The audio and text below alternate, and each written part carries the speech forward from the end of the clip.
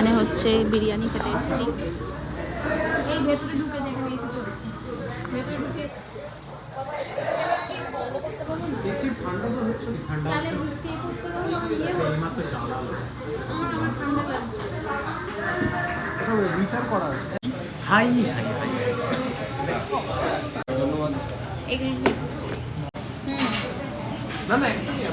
আমি খাই না, আমার একটা এক্সট্রা আলু বলে দিয়েছি। তুই কি খাবি? কি করবো? তো ওদেরকে দিয়ে দাও। তুমি কি খাবে?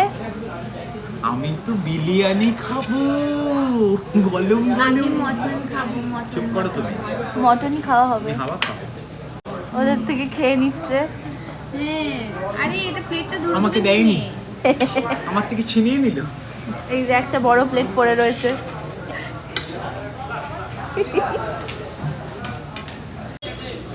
এই যে চিয়ার্স।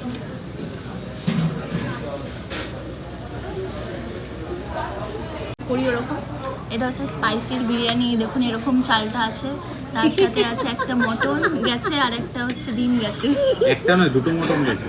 এই নলি পিস ঝরে ঝরে পড়ছে। পিসটা দেখা কিন্তু নলির পিস এখন আমরা পাইনি। ঝরে ঝরে কোথায়? ও আচ্ছা, এই যে নলির পিস এখান দিয়ে শুরু করে টানবে ও। দাও দাও করে দিচ্ছি, দাও। এটা ফুলে বসে। এ দে। গরম গরম কিন্তু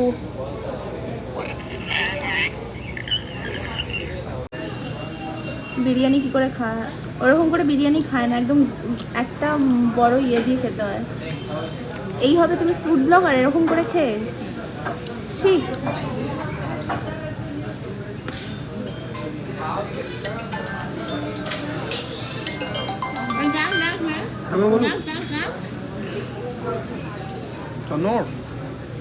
এ সারাক্ষণ ফোনেই ব্যস্ত থাকে।